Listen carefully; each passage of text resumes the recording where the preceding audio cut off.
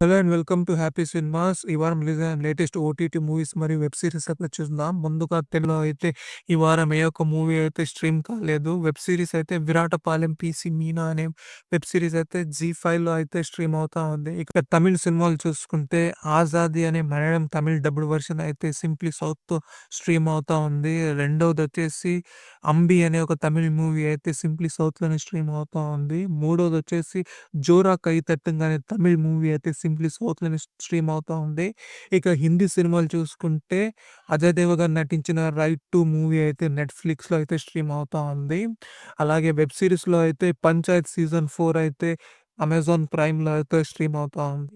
ఇక English movies అయితే 'iron heart' అనే ఒక మూవీ అయితే జియో స్టార్‌లో అయితే స్ట్రీమ్ అవుతా ఉంది.